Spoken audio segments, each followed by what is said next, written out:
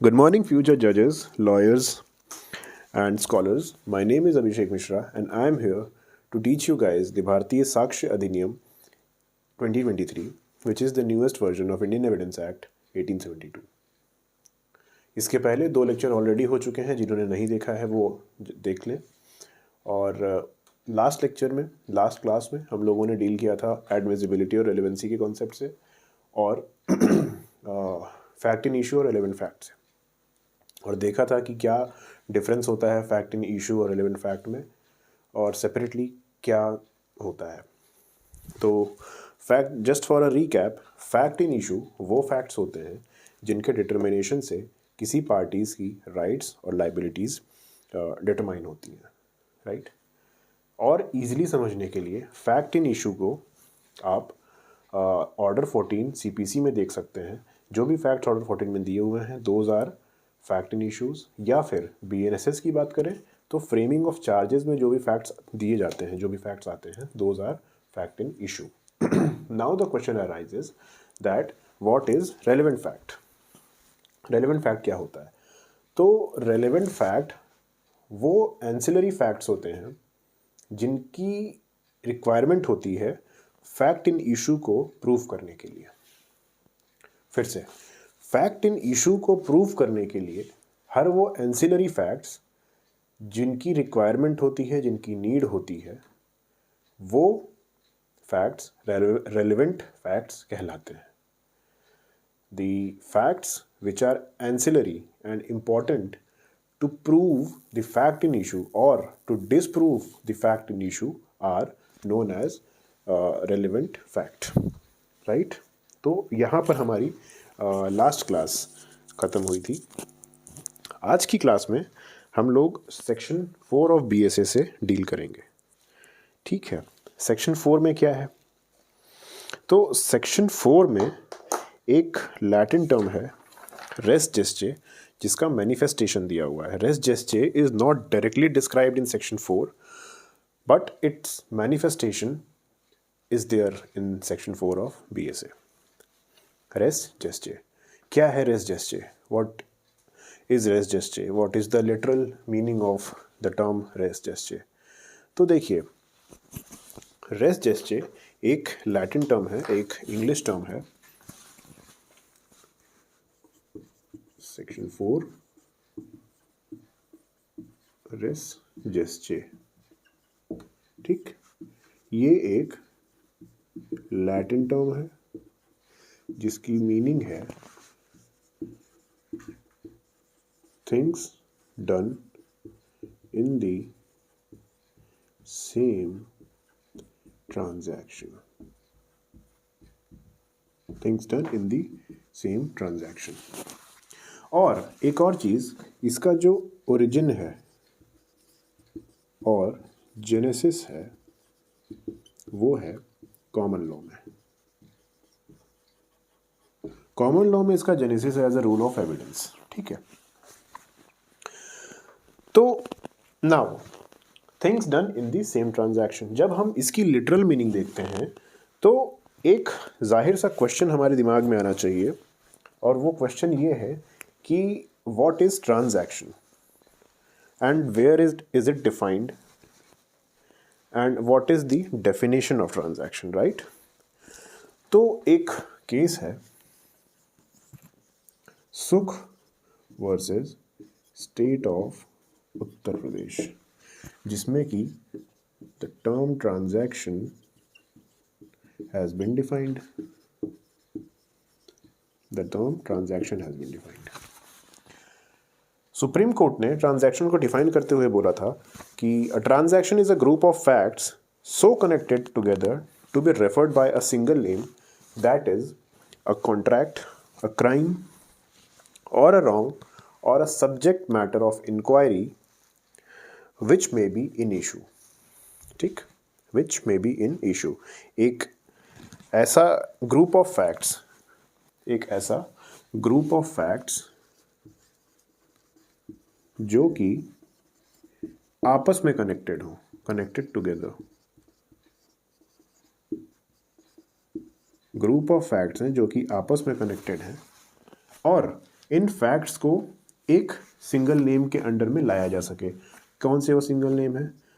Crime, contract, wrong, या फिर subject of inquiry. या तो वो क्राइम हो सकता है, या फिर वो कॉन्ट्रैक्ट हो सकता है, या फिर किसी तरीके का रॉन्ग हो सकता है अंडर टॉट, और या फिर कोई भी ऐसा फैक्ट जिसमें इंक्वायरी की ज़रूरत पड़ सकती है।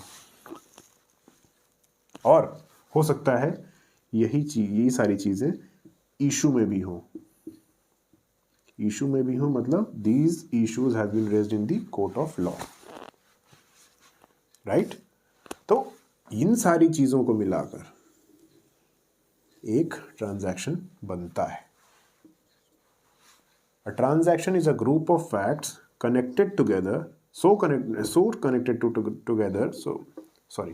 a transaction is a group of facts so connected together to be referred by a single name, that is crime, contract, wrong, subject matter of inquiry, which may be in issue. इसी चीज़ को हम लोग example से समझेंगे कि क्या होता है ट्रांजैक्शन, क्या होती है सेम ट्रांजैक्शन, एवरीथिंग कैसे रिलेवेंट होता है कोई भी फैक्ट अंडर सेक्शन 4। तो पहला एग्जाम्पल ऐसा होगा हमारा कि एक हस्बैंड और वाइफ थे, जिसमें हस्बैंड वाइफ को हैरेस करता था। हैरेस एज इन मारता पीटता जलाता था, और मल्टीपल स्टेप्स इन्वॉल्व थे उसमें। हस्बैंड और वाइफ थे, हस्बैंड वाइफ को टॉर्चर करता था, husband tortures wife, right. Husband tortures wife, ठीक है। Then beats her in Prayagraj, burns her in Lucknow, and the wife later, और जो वाइफ थी वो लेटर भेजती है अपने फादर को बताते हुए इस हैरेसमेंट के बारे में। और finally husband kills his wife in Kanpur.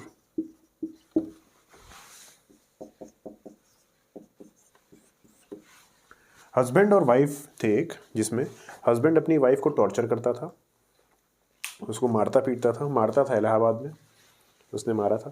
थोड़ा बहुत बर्न किए थे उसने अपनी वाइफ को लखनऊ में। और इन सारे हैरेसमेंट्स के बारे में वाइफ ने अपने फादर को लेटर के थ्रू बताया भी था। और फाइनली मतलब हस्बैंड ने वाइफ को कानपुर में उसका मर्डर कर दिया। तो ऑल्दो ये जो ट्रांजैक्शन है ये मल्टीपल सिटीज़ में स्प्रेड है, इस मल्टीपल सिटीज़ में हुआ है ना।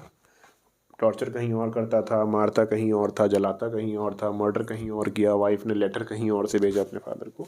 लेकिन ये जो सारे ट्रांजैक्शन है, मान लीजिए इसने जो मारा है अपनी वाइफ को, अगर इसके पहले के ये जो transaction number 1, this is transaction number 2, this is 3, 4 and 5, fifth transaction के पहले स्टार्टिंग के जो ये 4 ट्रांजैक्शंस हैं, स्टार्टिंग की ये जो 4 कनेक्टेड फैक्ट्स हैं, ये जो 4 कनेक्टेड फैक्ट्स हैं ये आपस में कनेक्टेड कैसे हैं? कनेक्टेड ऐसे हैं कि इन सारी चीज़ों को अगर प्रूव कर दें तो शायद कहीं ना कहीं ये प्रूव हो जाता है ना। भाई एच है, एच अपनी वाइफ को टॉर्चर करता था, हाँ करता था, मारता बिल्कुल मारता था, उसने जलाया भी था, जी हाँ जलाया था, वाइफ ने अपने फादर को लेटर भी भेजा था, जी हाँ लेटर भी भेजा था। तो कैसे ना मान लें कि एच ने अपनी वाइफ को नहीं मारा, है ना? मानेंगे, बिल्कुल मानेंगे। तो ये ऐसे कनेक्टेड होते हैं, इनका कनेक्शन ऐसे देखा जाता है। अब क्योंकि ये एक ट्रांजैक्शन है, इस किलिंग के पहले, इस मर्डर के पहले ये एक थ्रेड बन रहा है। पहले टॉर्चर हुआ, फिर पहले उसने टॉर्चर किया, फिर उसने मारना शुरू किया, फिर उसने जलाना शुरू किया। और जिसका कॉन्सिक्वेंस में वाइफ ने जो है लेटर के थ्रू अपने फादर को बताया भी, लेकिन चीज़ें नहीं बच पाई और फाइनली मार देता है। तो ये सारी एक ट्रांजैक्शन में होती हैं, और क्योंकि आपस में कनेक्टेड है, ये सारे के सारे आपस में कनेक्टेड है, इसीलिए ये रेलेवेंट हो जाता है, relevant being transacted in the same, relevant under section 4, इसीलिए relevant क्योंकि ये आपस में कनेक्टेड हो जाता है।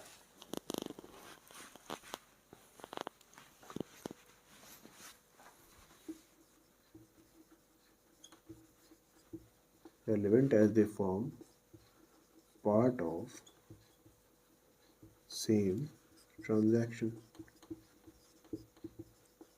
क्योंकि ये सारी चीज़ें सेम ट्रांजैक्शन में है, इसलिए ये रेलेवेंट हो जाता है। ठीक, दूसरा एग्जाम्पल देखते हैं। इसमें 3 एग्जाम्पल्स मैं लेकर आया हूँ ताकि क्लियरली आपको समझा सकूं और आपको समझने में आसानी हो। दूसरा एग्जाम्पल इसमें कुछ ऐसा है कि एक लेडी है, lady going on the footpath, footpath के एक साइड में एक महिला जा रही थी और उसने देखा the other side of the road एक गैंग जो है वो रॉबरी कमिट कर रही थी किसी और लेडी के साथ। Gang commits robbery on the other side of the road। ठीक, the moment this lady sees that, watches that robbery being committed, she started yelling, she started yelling। Now the moment she started yelling, this formed the part of same transaction. देखिए, ये हमारा main issue है कि robbery चल रही है, वहाँ पे रॉबरी हुई है। देखिए, कभी भी एक क्राइम होता है ना तो उसके इर्द गिर्द कई सारी चीज़ें ऑलरेडी हो रही होती हैं। भाई, सड़क पर अगर कोई किसी को गोली मार रहा है तो ऐसा तो है नहीं कि ज़रूरी है कि सड़क पर कोई होगा नहीं। सड़क पर लोग होंगे, गाड़ियाँ चल रही होंगी, दुकानें होंगी, है ना, मल्टीपल चीज़ें होंगी जो उस टाइम घट रही होंगी ऑलरेडी, उस टाइम चीज़ें इन ऑपरेशन होंगी। तो those things form part of same transaction. ज़रूरी नहीं है कि वो रिलेवेंट हो, लेकिन साथ में घट रही है ना उस क्राइम के।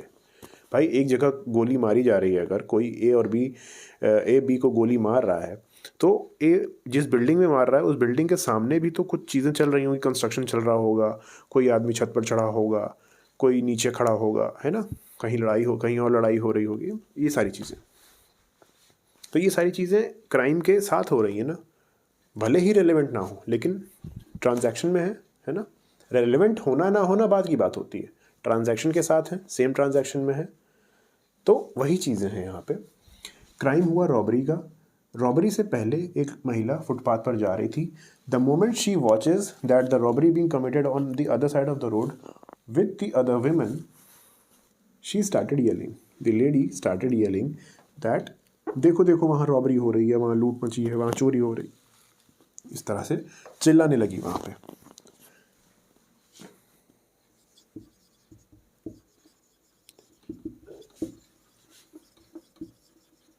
है ना, she exclaimed,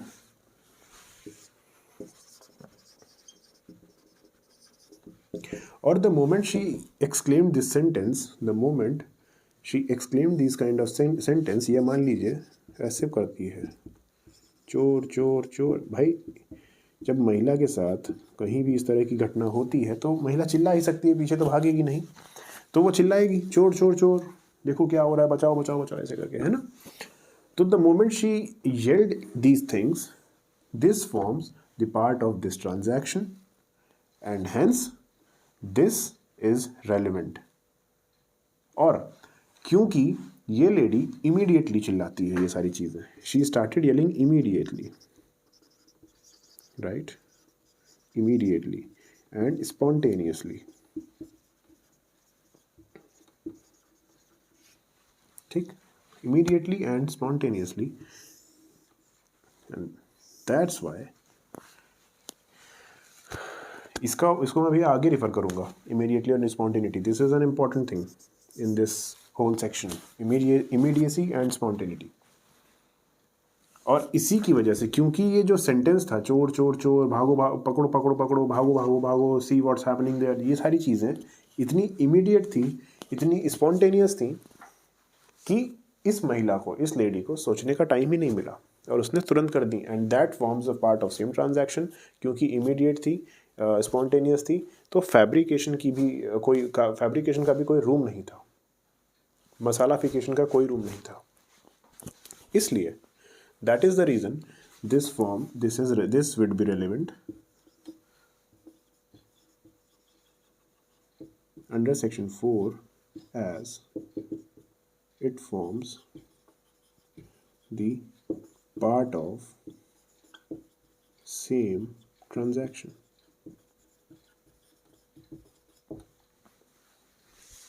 ये था हमारा दूसरा एग्जाम्पल. स्पॉन्टेनिटी और इमीडिएसी, ये इस पूरे सेक्शन का क्रक्स है, आप ये जान लीजिए. और कोई भी फैक्ट, कोई भी चीज़ जब स्पॉन्टेनियसली होती है, इमीडिएटली होती है, तो वो अमूमन सही होती है, अमूमन ठीक होती है. उसमें फैब्रिकेशन नहीं होता है, उसमें मसालाफिकेशन नहीं होता है, राइट.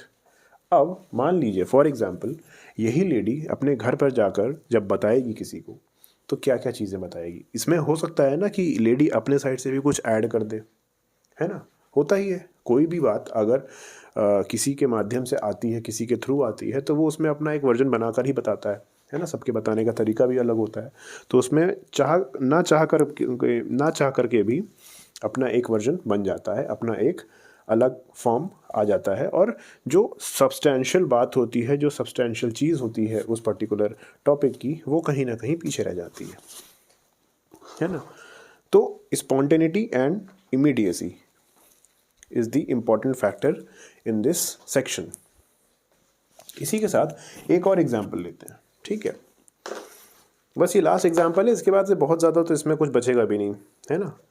तो एक एग्जाम्पल ये है कि there is a woman going on the market, there is a woman going in the market, और वहाँ पर उसके साथ चेन स्नैचिंग होती है, और for that matter purse snatch कर लिया जाता है, पर्स उसका छीन कर भाग जाते हैं, ठीक है. A lady going in the market, purse snatched, immediately she yelled, chor chor chor, yelled or exclaimed, ठीक. The moment she exclaimed this chor chor and chor, this forms the part of same transaction and relevant under section 4. I hope आपको ये समझ में आया होगा. उसका ये जो सेंटेंस था, जो उसने इमीडिएटली पर्स छिन जाने के बाद बोला था, पूरे कॉन्टेक्स्ट को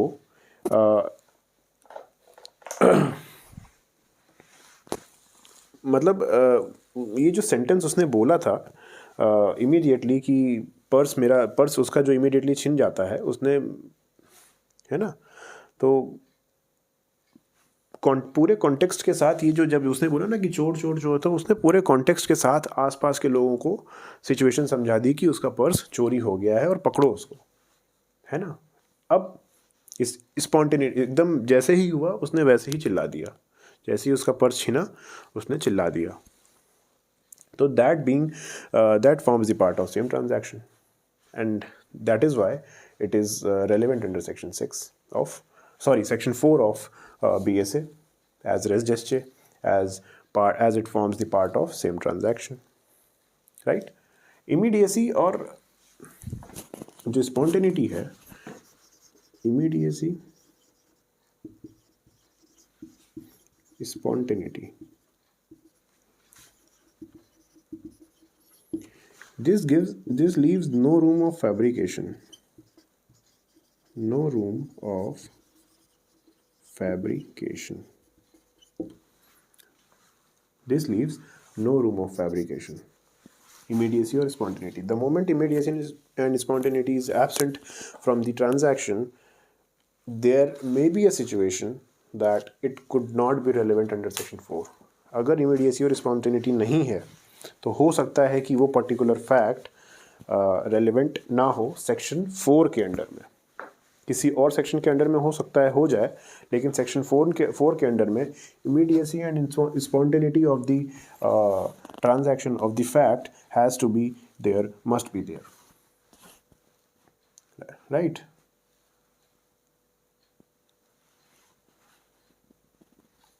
So can we say that the logic and the very essence of this section is the spontaneity and immediacy? The logic and the very essence of this section can be said as the immediacy and the spontaneity of this section. है ना, crux है immediacy और spontaneity. और part of same transaction तो essential है, बिना part of same transaction के हुए तो हो ही नहीं सकती है. लेकिन पार्ट ऑफ सेम ट्रांजैक्शन में जो फैक्ट घट रहा है, जो इवेंट घट रहा है, उसमें इमीडिएसी भी होनी चाहिए ना, उसमें स्पॉन्टेनिटी भी तो होनी चाहिए. अगर इमीडिएसी और स्पॉन्टेनिटी नहीं है तो कैसे कोई फैक्ट जो है वो कर सकता है, रिलेवेंट हो सकता है. तो this was our res gestae, that is section 4. और इसका जो करस्पॉन्डिंग सेक्शन था इंडियन एविडेंस एक्ट में, सेक्शन 6 का जो करस्पॉन्डिंग सेक्शन 4 का करस्पॉन्डिंग सेक्शन था सेक्शन 6 ऑफ IAA. ठीक. Res geste is not directly written, not directly described, but it has been manifested under these sections, section 6 of Indian Evidence Act or section 4 of BSA. With that we come to section 5. With that we come on section 5. What does section 5 says? Section 5 says facts which are occasion. अच्छा, कुछ cases रह गए ना हमारे. जैसे एक important case था section 4 का, सुख वर्सेस स्टेट ऑफ यूपी तो हमने कर लिया था शायद, जिसमें ट्रांजैक्शन एक्सप्लेन किया गया था. सवल दास का केस था एक जो केस था जो रह गया, वो था सवल दास का, जिसमें दो पार्टीज थी. बताता हूँ.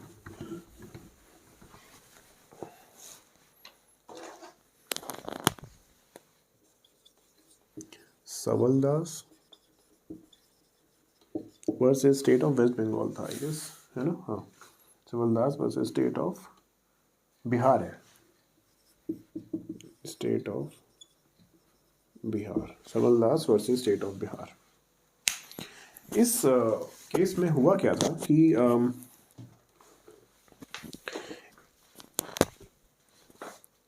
ए ने बी को असॉल्ट किया था. A assaulted B which was being seen by a bystander. A assaulted B, and this was being seen by a bystander. ठीक है. And he exclaimed, इस bystander ने immediately exclaim किया that A is killing B. That A is killing B. तो ये जो exclamation है, this is the exclamation which was being exclaimed by a bystander. तो ये जो exclamation है, this formed the part of the same transaction. This formed the part of same transaction and relevant under section 4.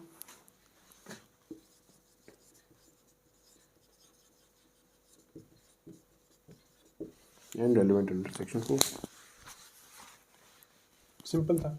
समलदास और state of Bihar में A B को assault कर रहा था और ये असॉल्ट होते हुए एक बाय स्टैंडर ने देख लिया। बाय स्टैंडर मतलब जिस जगह पर ये असॉल्ट हो रहा था उस जगह पर कोई और खड़ा था और उसने देख लिया, एक तीसरा इंसान ने देख लिया, बाय स्टैंडर।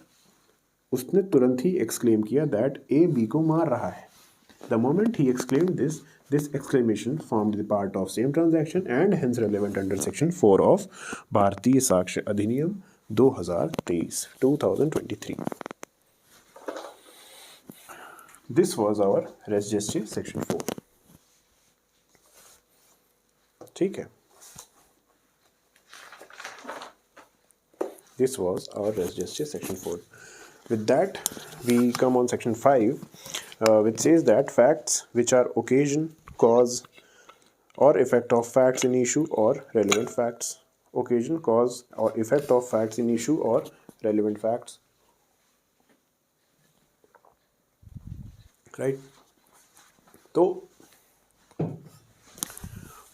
देखिए, सबसे पहले बेयर एक्ट पढ़ेंगे। The bare act is read as facts which are the occasion, cause or effect, immediate or otherwise. अब देखिए, सेक्शन 4 में इमीडिएसी थी, यहाँ पर इमीडिएसी के अलावा भी अब आगे पीछे थोड़ी देर बाद, कुछ दिन बाद की बात भी हो सकती है, ठीक है। उसमें immediacy and spontaneity was the essence. Now facts which are the occasion, cause or effect, immediate or otherwise, of relevant facts or fact in issue, or which constitute the state of things under which they happened, or which afforded an opportunity for their occurrence or transaction are relevant। Section 5 देखिए, section 5 के सबसे पहले हम लोग ingredients लिखते हैं।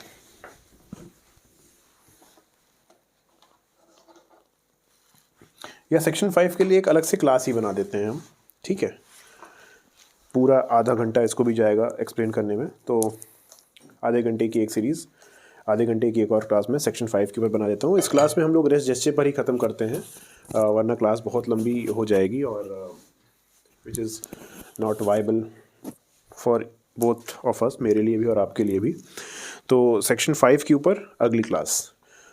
Thank you so much. Video like करें, channel को सब्सक्राइब करें और पसंद आए तो दोस्तों में शेयर भी करें। Thank you, good day, keep growing, keep learning. Thank you.